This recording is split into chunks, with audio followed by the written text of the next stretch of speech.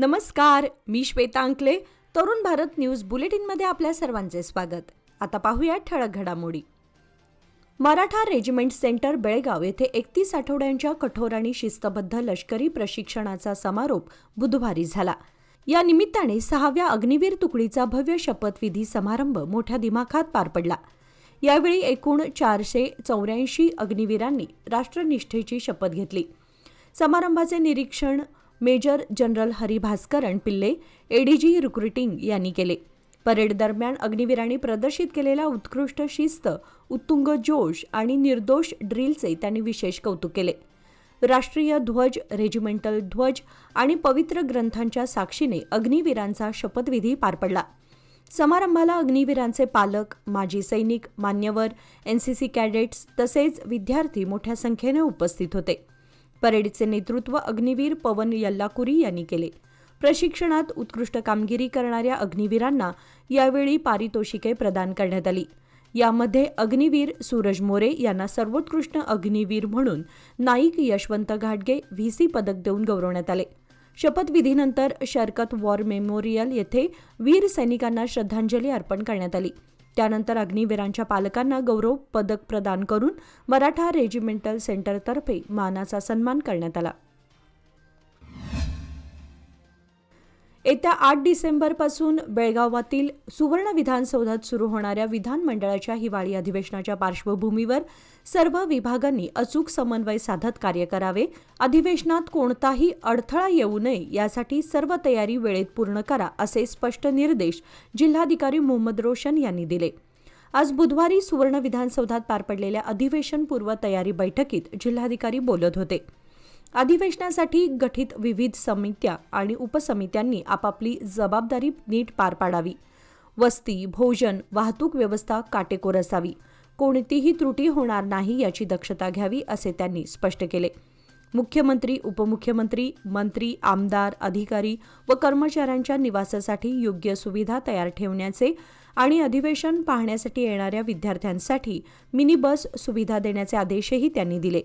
तसेच सुवर्ण विधानसौध परिसरात स्वतंत्र भोजन काउंटर, आवश्यक कर्मचारी वर्गासाठी सेवा सुविधा आणि वाहतूक व्यवस्था कार्यक्षम असावी, असेही त्यांनी सूचित केले.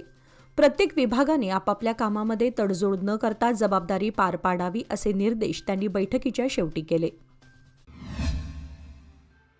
म्हैसूर शहरातील मंडी पोलीस ठाण्याच्या हद्दीमध्ये पोलिसांनी भव्य कारवाई करत 2 किलो गांजा, 7,30,000ची रोकड आणि 10 तलवारी जप्त केल्या आहेत. या प्रकरणी फिरदौस आणि रोशन या दोघा आरोपींना अटक करण्यात आली आहे.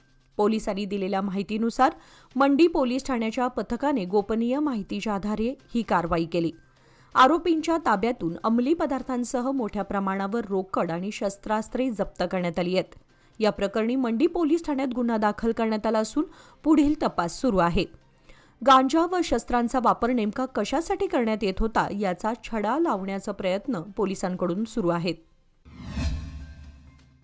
बेळगाव शहर परिसरातील 2025-26 या वर्षासाठी आयोजित तालुकास्तरीय प्रतिभा कारंजी आणि कालोत्सव स्पर्धांना आमदार आसिफ सेठ यांनी उपस्थिती दर्शवली. हा कार्यक्रम कॅम्प बेळगाव येथील मराठी विद्यानिकेतन शाळेमध्ये पार पडला. विविध शाळांमधील विद्यार्थ्यांनी कला, संस्कृती, साहित्य, संगीत, नृत्य आणि इतर सर्जनशील क्षेत्रातील स्पर्धांमध्ये आपली चमकदार कला सादर केली. आमदार आसिफ सेठ यांनी विद्यार्थ्यांशी संवाद साधत त्यांना आपली कौशल्ये अधिक विकसित करण्यासाठी प्रोत्साहित केले. सहशालेय उपक्रम विद्यार्थ्यांच्या सर्वांगीण व्यक्तिमत्व विकासासाठी किती महत्त्वाचे आहेत यावर त्यांनी भर दिला आणि या कार्यक्रमासाठी परिश्रम घेतलेल्या शिक्षक व आयोजकांचे कौतुक केले. या कार्यक्रमात शिक्षण खात्याचे अधिकारी, शिक्षक, शाळा कर्मचारी, विद्यार्थी आणि पालकांनी उत्साहपूर्ण सहभाग नोंदवला होता. बेळगाव तालुक्यातील अतिवाड उचगाव येथील विश्व भारत सेवा समिती माध्यमिक विद्यालयात विद्यार्थ्यांच्या आरोग्य आणि सुरक्षिततेसाठी अत्यंत महत्त्वपूर्ण ठरणाऱ्या नव्या स्वच्छतागृह प्रकल्पाचे लोकार्पण आज बुधवार दिनांक 3 डिसेंबर रोजी पार पडले. या प्रकल्पासाठी सुरुवातीला काही प्रायोजकांकडून मदत मिळण्याची अपेक्षा होती, मात्र अनपेक्षित कारणांमुळे त्यांनी माघार घेतल्यामुळे निधी उभारणीचे मोठे संकट निर्माण झाले होते. शाळेला दिलेले आश्वासन पूर्ण करण्यासाठी अमूल्य बूंद संस्थेच्या संस्थापिका आरती भंडारे यांनी स्वतःच्या वैयक्तिक बचतीतून आवश्यक निधी उपलब्ध करून दिला. तसेच काही दानशूर व्यक्तींनीही आर्थिक मदतीचा हात पुढे करून प्रकल्पाला गती दिली. लांबून येणाऱ्या विद्यार्थिनींना स्वच्छतागृहाच्या अभावामुळे भेडसावत असलेल्या अडचणी तसेच आरोग्य आणि शिक्षणात निर्माण होणारे अडथळे लक्षात घेऊन हा प्रकल्प अत्यावश्यक मानण्यात आला. नव्या स्वच्छतागृहाच्या उभारणीमुळे विद्यार्थिनींच्या मूलभूत सोयी सुविधांचा प्रश्न सुटण्यास मोठी मदत झाली आहे. प्रकल्प पूर्ण झाल्यानंतर स्वच्छतागृहांची देखभाल आणि दुरुस्तीची जबाबदारी अधिकृतरित्या शाळा प्रशासनाकडे सोपवण्यात आली आहे. लोकार्पण कार्यक्रमाला अतिवाड बेकिनकेरे ग्रामपंचायतीचे माजी अध्यक्ष मारुती बेळगावकर, अमूल्य बुंद संस्थेच्या संस्थापिका आरती भंडारे, विद्यालयाचे मुख्याध्यापक, शिक्षक वर्ग तसेच शाळा व्यवस्थापन समितीचे सदस्य प्रसाद कांबळे यासह मान्यवर उपस्थित होते. पोलीस निरीक्षक JM कालीमिर्ची यांची पुन्हा एकदा मार्केट पोलीस स्थानकाच्या निरीक्षकपदी नियुक्ती करण्यात आली आहे. माळ मारुती पोलीस स्थानकाचे निरीक्षक असताना वादग्रस्त सेल्फी प्रकरणात अडकलेले कालीमिर्ची यांनी काही दिवसांपूर्वी सायबर पोलीस स्थानकाचा पदभार स्वीकारला होता.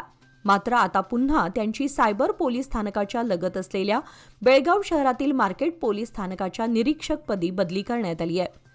दरम्यान सध्या मार्केट पोलीस स्थानकात कार्यरत असलेले महांतेश दामन्नावर यांची बेंगळूर येथील लोकायुक्त विभागात बदली करण्यात आली आहे. वरिष्ठ IPS अधिकारी सोमेंदू मुखर्जी यांच्या सहीने या बदलीचे आदेश जारी करण्यात आलेत. सुवर्ण विधानसौधमध्ये सुरू होणाऱ्या कर्नाटक विधिमंडळाच्या हिवाळी अधिवेशनाच्या पार्श्वभूमीवर आज संपर्क अधिकाऱ्यांसह विविध समित्यांच्या अध्यक्षांची महत्त्वपूर्ण बैठक सुवर्ण विधानसौधमध्ये पार पडली. या बैठकीत अधिवेशन काळामध्ये येणाऱ्या गणमान्य व्यक्तींचे स्वागत, निवास, सुरक्षा, वाहतूक व सुविधा व्यवस्थापन या संदर्भातील तयारीचा आढावा जिल्हाधिकारी मोहम्मद रोशन यांनी घेतला. तसेच अधिवेशन सुरळीत पार पडण्यासाठी सर्व संबंधित विभागांनी समन्वय ठेवत काम करण्याचे निर्देश यावेळी देण्यात आले. अधिवेशनाच्या यशस्वी आयोजनासाठी आवश्यक त्या सर्व सुविधा, सुरक्षा आणि सेवांची आखणी करण्यात येत असून अधिकाऱ्यांनी आपल्या जबाबदाऱ्या काटेकोरपणे पार पाडाव्यात असा संदेश यावेळी दिला गेला. जागतिक अपंग दिनानिमित्त आयोजित कार्यक्रमात अपंग व्यक्तींना समाजाच्या मुख्य प्रवाहात आणण्यासाठी सरकार कटिबद्ध असल्याचे वक्तव्य करण्यात आले. अपंग बांधव हे दैवताची रूपं असून त्यांच्या गरजा आणि हक्कांसाठी मी एका आईच्या भूमिकेतून नेहमीच त्यांच्या पाठीशी आहे असे भावनिक प्रतिपादन महिला आणि बालकल्याण मंत्री लक्ष्मी हेब्बाळकर यांनी केले. सरकारकडून अपंग बांधवांसाठी विविध योजना आखण्यात आल्या असून त्यांच्या उज्ज्वल भविष्यासाठी अनेक उपक्रम राबवले जात आहेत. शिक्षण, रोजगार, आरोग्य अशा क्षेत्रांमध्ये अपंग व्यक्ती कोणत्याही प्रकारे मागे राहू नयेत यासाठी प्रशासन सतत कार्यरत आहे. कार्यक्रमामध्ये विविध क्षेत्रात उल्लेखनीय कार्य करणाऱ्या अपंग व्यक्तींना सन्मानित करण्यात आले. यावेळी अधिकारी, पालक, शिक्षक आणि समाजसेवक मोठ्या संख्येने उपस्थित होते. सराफा बाजारामध्ये चांदीचा भाव गेल्या काही दिवसांपासून गगनाला भिडत आहे. चांदीच्या दरामध्ये सातत्याने वाढ होत असल्याने ग्राहकांच्या खिशाला मोठी झळ लागत आहे. अशातच आज 3 डिसेंबर 2025 रोजी बुधवारी भारतीय बाजारात चांदीच्या दरात मोठा फेरबदल झाल्याचं पाहायला मिळालं. सोन्याच्या दरामध्ये वाढ झाली आहे तर चांदीच्या दरातही बदल झाल्याचं पाहायला मिळालं आहे. देशामध्ये 10 ग्रॅम 24 कॅरेट सोन्याचा दर 1,30,930 रुपये इतका आहे, तर 22 कॅरेटसाठी 10 ग्रॅम सोन्याचा दर 1,20,019 रुपये आहे. 1 किलो चांदीचा दर 1,84,380 रुपये आहे.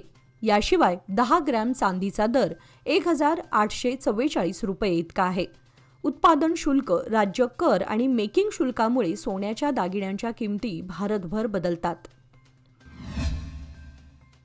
गेल्या 4 दिवसांपासून शहर परिसरातील विविध शिवारांमध्ये चोरी आणि आग लावण्याच्या घटना सलगपणे घडत असल्यानं शेतकरी वर्गामध्ये भीतीचं वातावरण निर्माण झालं आहे. येळ्ळूर शिवारामध्ये मोटार वायर चोरी, मुतगा शिवारामध्ये भाताच्या वळ्यांना आग, तर सांबरा अष्टे बळ्ळारी नाला परिसरात मोटरिंगची चोरी अशा घटनांनी शेतकऱ्यांचं मोठं नुकसान झालंय. आष्टा ब्रिजजवळ नाल्यालगत ठेवलेल्या 2 पाण्याच्या मोटारी चोरीला गेल्या. या मोटारी माजी पंचायत सदस्य काशीनाथ धर्मोजी आणि शेतकरी महादेव हनुमंत कोकितकर यांच्या मालकीच्या होत्या. भरमा धर्मोजी मोटार सुरू करण्यासाठी गेले असता चोरीचा प्रकार उघडकीस आला. घटनेची माहिती मिळताच ग्रामस्थ घटनास्थळी जमा झाले.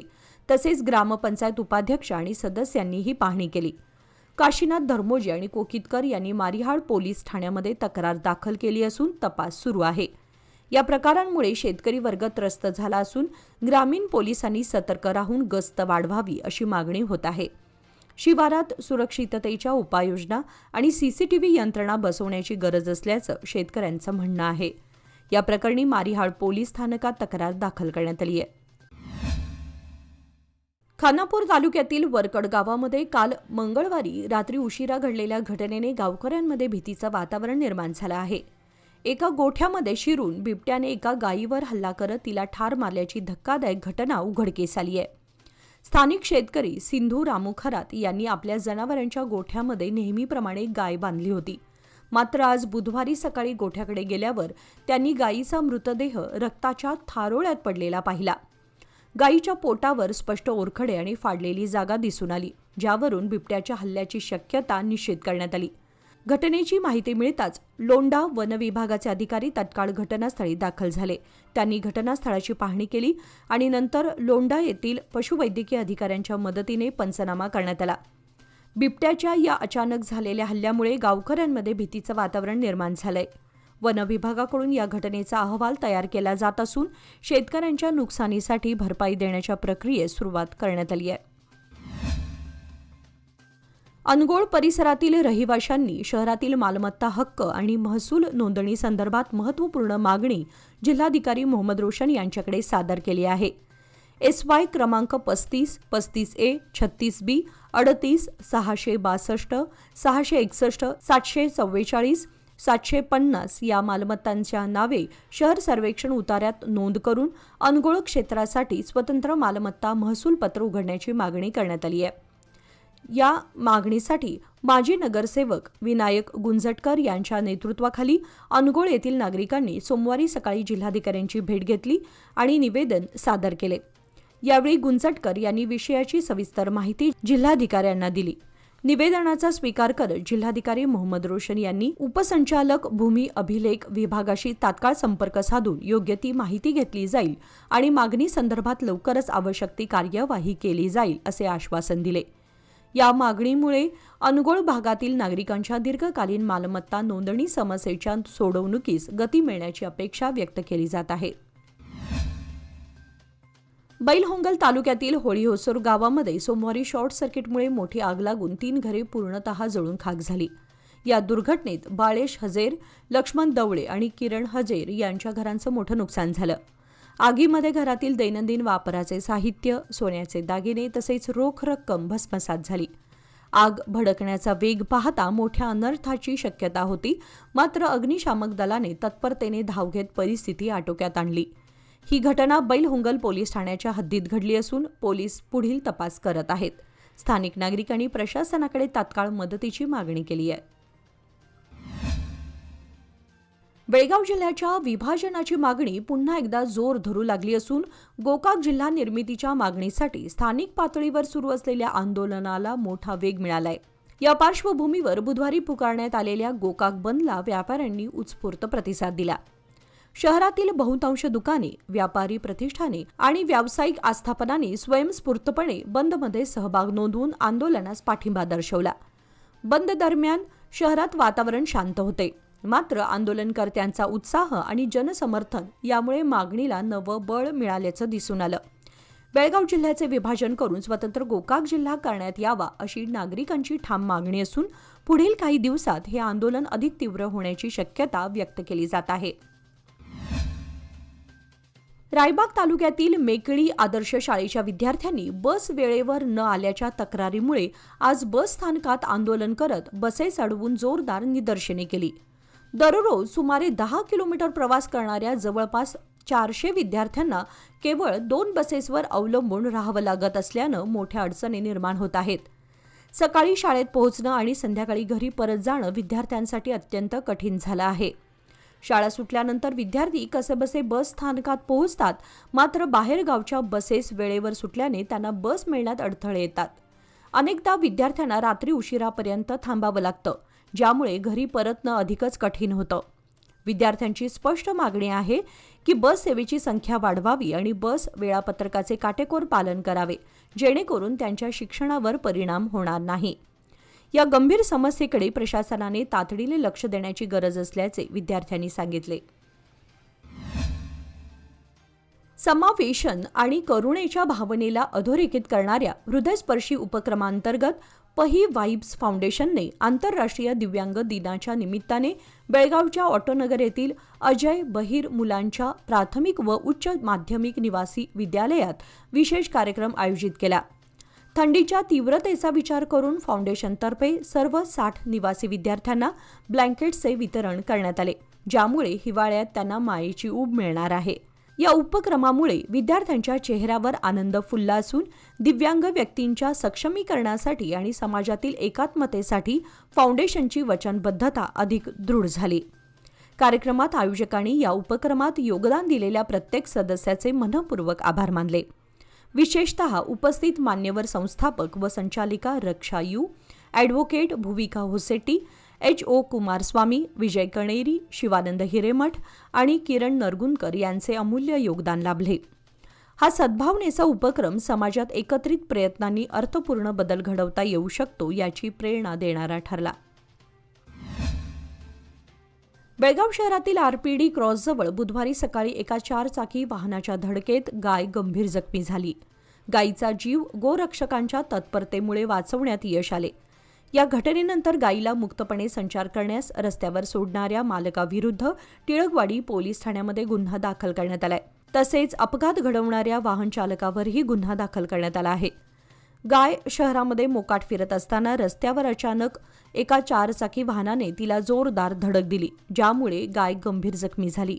ही घटना पाहून गोरक्षक निलेश यांनी तात्काळ पुढाकार घेऊन गायीवर उपचार सुरू केले. घटनेची माहिती मिळताच पशुवैद्यकीय अधिकारी घटनास्थळी दाखल झाले आणि त्यांनी प्राथमिक उपचार करून गायीचा जीव वाचवला.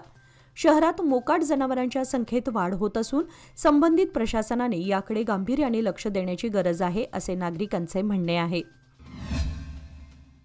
मराठा लाईफ इन्फंट्रीतर्फे आयोजित करण्यात आलेल्या सैन्य भरतीसाठी अनेक राज्यातून बेळगाव येथे दाखल झालेल्या युवकांसाठी जायंट्स सखीच्या वतीने अल्पाहार उपलब्ध करून देण्यात आला. यावेळी जायंट्स सखी यांच्या वतीने सर्व युवा वर्गाला पुलाव व कोशिंबीर तसेच पाण्याचे वाटप करण्यात आले. सर्व राज्यातून युवक देशसेवेसाठी मनात स्वप्न बाळगून ते बेळगावात भरतीसाठी आले होते. त्याचप्रमाणे मिळेल तिथे जागा पाहून त्या ठिकाणी झोपून आपली रात्र काढली. त्यांच्या संघर्षाची जाणीव ठेवत त्यांच्याकरिता जायंट सखीतर्फे हा उपक्रम राबवण्यात आला. याप्रसंगी अध्यक्ष शीतल पाटील, उपाध्यक्ष सुलक्षणा शिनोळकर, प्रिया बांदिवडेकर, माजी अध्यक्ष अर्पणा पाटील, नम्रता महागावकर, अर्चना कंगराळकर, दीपा पाटील, विद्या बांदिवडेकर, भाग्यश्री पवार आदी सदस्य उपस्थित होते. चिकोडी तालुक्यातील सदलगा येथील नगरपालिका कॉम्प्लेक्सच्या मागे कर्नाटक शासनाच्या अंगीकृत इंदिरा कॅन्टीनचे उद्घाटन आमदार गणेश हुक्केरी यांच्या हस्ते करण्यात आले. सुमारे 70 लाखांच्या अनुदानातून सुरू करण्यात आलेल्या या कॅन्टीनमध्ये गरीब व मजुरी करणाऱ्या कामगारांसाठी केवळ 5 रुपयात नाश्ता आणि 10 रुपयात उत्कृष्ट भोजनाची व्यवस्था करण्यात आली आहे. कार्यक्रमात असंघटित कामगारांच्या सुरक्षिततेसाठी नोंदणीकृत 58 कामगारांना जॅकेट, हातमोजे, गमबूट आणि हेल्मेट यांचा सुरक्षा किट वाटप करण्यात आले. याशिवाय बेळगाव जिल्ह्यातील 31,000 नोंदणीकृत असंघटित कामगारांना विशेष ओळखपत्र वितरित करून त्यांना विमा संरक्षण व इतर सुविधा उपलब्ध करून देण्यात आल्या. सदलग्यातील प्रमुख रस्ते, चन्नमा सर्कल आणि बसवेश्वर सर्कल परिसरातील रस्त्यांसाठी 10 कोटी रुपयांचा निधी मंजूर करून लवकरच काम सुरू होईल, अशी माहिती आमदार गणेश हुक्केरी यांनी दिली. कार्यक्रमाला स्थानिक मान्यवर, पदाधिकारी आणि नागरिक मोठ्या संख्येने उपस्थित होते. भारताचा GDP मजबूत असूनही रुपया लक्षणीय घसरत आहे. डॉलरच्या तुलनेत रुपया कमकुवत झाला असून तो प्रति डॉलर 90.20 इतक्या सर्वकालीन नीचांकी पातळीवर पोहोचला आहे. डॉलरची जोरदार मागणी ही घसरण घडवून आणत आहे. ही घसरण भारतीय अर्थव्यवस्थेसाठी चिंतेचे कारण असून महागाईचा धोका वाढवणारी आहे. 2025 पूर्वी 2022 मध्ये रुपयामध्ये लक्षणीय घसरण झाली होती. सध्या 3 नोव्हेंबरपासून रुपया 90 पैशांनी घसरला आहे. आज बुधवारी आंतरराष्ट्रीय परकीय चलन बाजारात डॉलरच्या तुलनेत रुपया 90.20 वर उघडला. तथापि तो नंतर 90.25 प्रति डॉलर या ऐतिहासिक नीचांकी पातळीवर घसरला. काल रुपया 89.53 प्रति डॉलरवर बंद झाला. गेल्या 6 महिन्यात रुपयामध्ये 4.4% घसरण नोंदवली गेली आहे. बँकेच्या विश्लेषकांच्या मते डॉलरच्या तुलनेत रुपया 90च्या वर जाऊ नये म्हणून आरबीआयने हस्तक्षेप केला आहे. भारत आणि अमेरिका यांच्यातील व्यापार करारातील विलंब आणि सतत वाढत्या चलन दबावामुळे रुपया कमकुवत होत आहे.